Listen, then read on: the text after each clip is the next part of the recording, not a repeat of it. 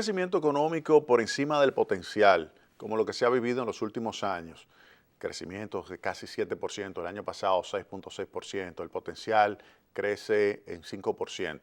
Si tenemos que estamos creciendo 2 puntos por encima, eso significa que está aumentando el ingreso promedio de la población, porque recuerden que el Producto Interno Bruto se divide en un excedente bruto de explotación, que es el beneficio de las empresas, y en masa salarial. Si aumenta el PIB, obviamente que tiene que aumentar esos dos elementos. Claro, la distribución no es equitativa, la distribución ni siquiera se mantiene constante, es decir, que no crece al mismo ritmo.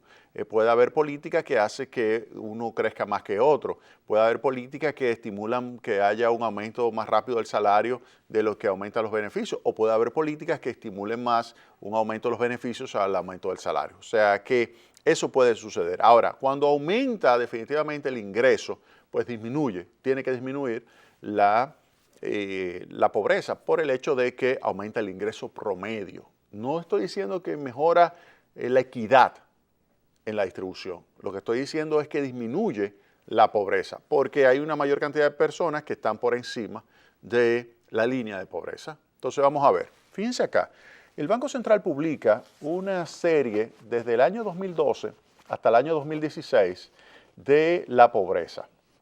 Y fíjense que acá tenemos dos definiciones de pobreza, indigencia y pobreza, que básicamente se diferencia por la línea, es decir, la línea de pobreza que se utiliza va a ser, en este caso, un nivel tal que va a estar colocada más arriba que la línea de pobreza que se utiliza para definir una situación de indigencia. Por eso, cuando se pone el listón más alto, usted observa que hay una mayor cantidad o porcentaje de pobres. Fíjense que la cantidad acá son 4.242.000 personas siendo pobres, que sería el 42%, y si se pone la línea de indigencia, que sería más baja, el porcentaje es 11.1 o 1.121.663 personas. Eso en el año 2012, 42.2%. Ahora fíjense cómo el crecimiento económico se va traduciendo en una reducción de la pobreza año tras año. Fíjense acá, pobreza, 42.2 en el año 2012. En el año 2013 pasa a 40.6%. Es decir, que ya hay una reducción importante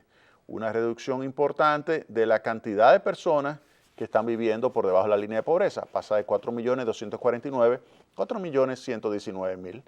Hay una reducción de la cantidad tanto en términos absolutos como en porcentaje. Fíjense acá, 42.2, 40.6.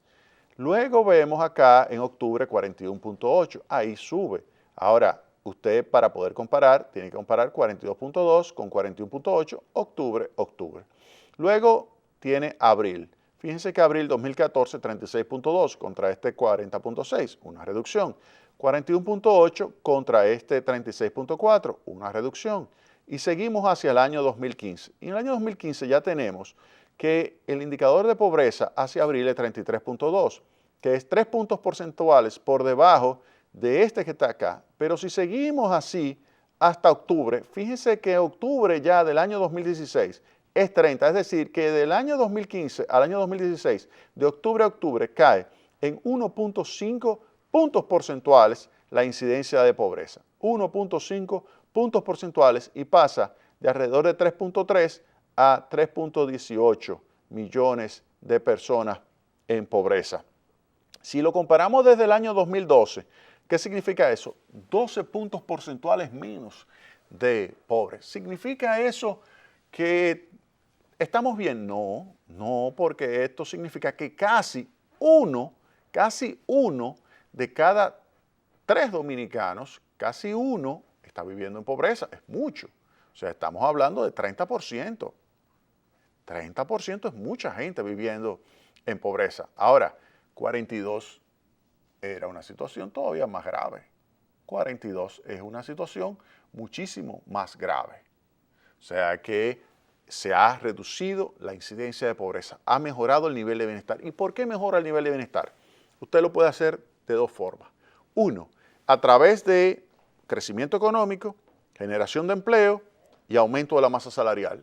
De esa forma, usted reduce la incidencia de pobreza. O lo puede hacer aumentándole la transferencia. Es decir, la persona recibe una transferencia y cuando usted le computa el nivel de ingreso disponible, lo coloca por encima de la pobreza. Esa parte no es sostenible, claro que no. Usted no puede pretender distribuir recursos si no crea más recursos, porque termina simplemente generando una situación donde todo el mundo sería pobre, que es lo que ha ido sucediendo en Venezuela. En Venezuela lo que se ha hecho es tomar recursos y distribuirlos, no preocuparse en crear recursos. Y por eso usted ve que la desigualdad ha disminuido en Venezuela. Sí, pero es porque ahora todo el mundo es pobre, o muchísima gente son pobres, muchísima gente es pobre. Muchísimas, muchísimas. Entonces, ese es un problema. Si usted quiere de verdad reducir la pobreza de una forma permanente, tiene que ser a través de la creación de empleo. Eso es lo importante. Pero para crear empleo, ¿necesita qué? Crecer. Entonces, el crecimiento económico le permite crear empleo. Y ese mayor empleo, mayor cantidad de empleo, pues entonces facilita la reducción de la pobreza. Entonces, ese es un elemento clave. Ahora, para mejorar la equidad en la sociedad, ¿qué se requiere?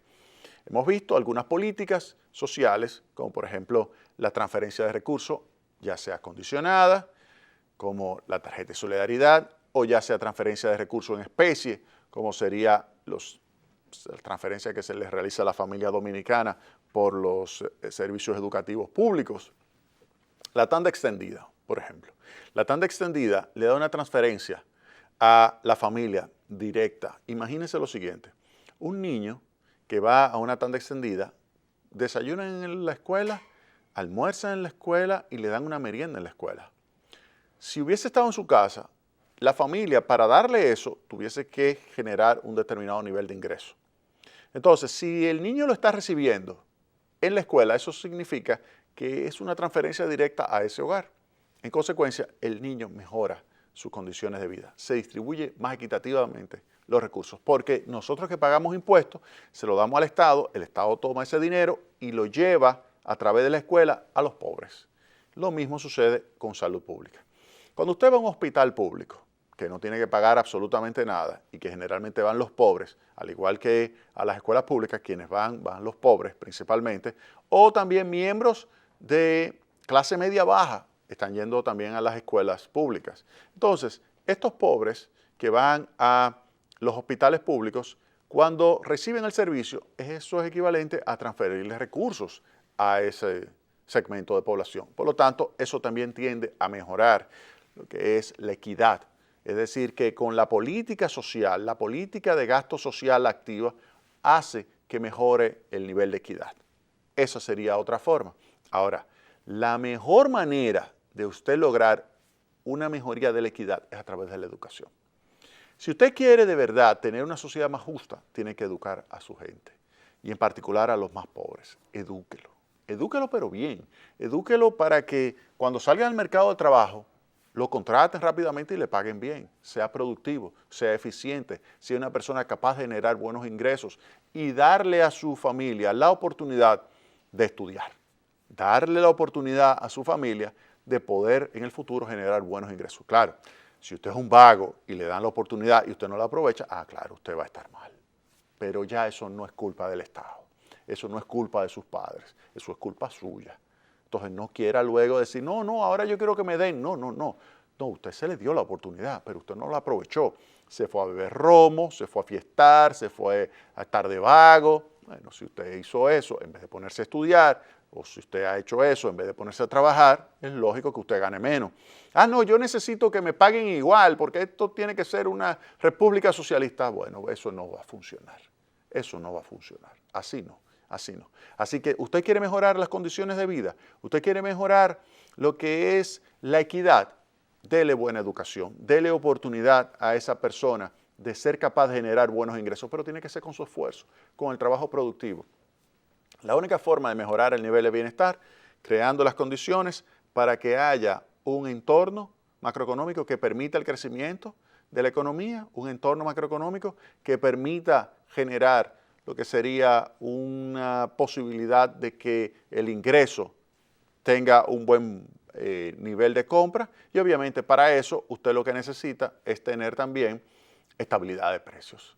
¿Por qué? Porque se ha demostrado que el peor de los impuestos es la inflación. Entonces, fíjense acá, ¿cuál fue el desempeño en el año 2016 de la inflación? Fíjense que aquí el Banco Central tiene lo que es el rango meta de inflación. Fíjense que ahí está el centro del rango, que es 4%, más o menos un punto porcentual significa que va desde 5 hasta 3.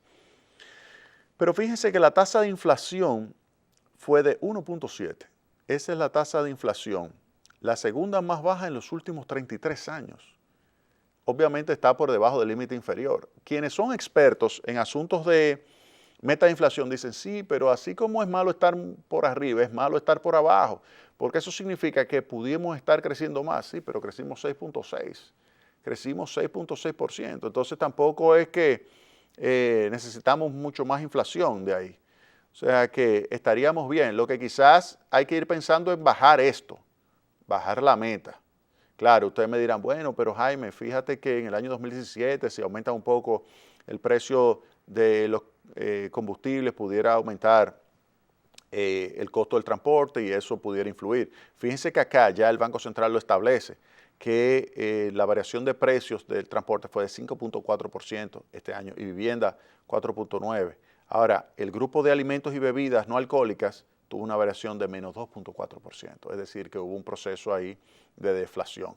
Así que esto que está más vinculado con el sector interno, porque hay una buena cantidad de producción de alimentos en el país, esto significó una reducción de precios, un proceso de deflación. Sin embargo, hubo una inflación importada acá de 5.4%. La combinación de todos esos elementos junto con de otros productos, variación de precio de otros productos, dio ese 1.7%. Y ese 1.7% es positivo, en el sentido de que ayuda a que el poder adquisitivo que se está generando cuando hay empleo y hay aumento de la masa salarial, pues se protege. Eso es algo positivo. ¿Y esto cómo se logró? Con una buena política monetaria. Una buena política monetaria que ayuda a que pues los precios tengan variaciones estables, predecibles, sin saltos significativos y obviamente que eso está muy vinculado con el hecho de que el Banco Central ha estado aplicando una política monetaria basada en metas de inflación. Vámonos a la pausa.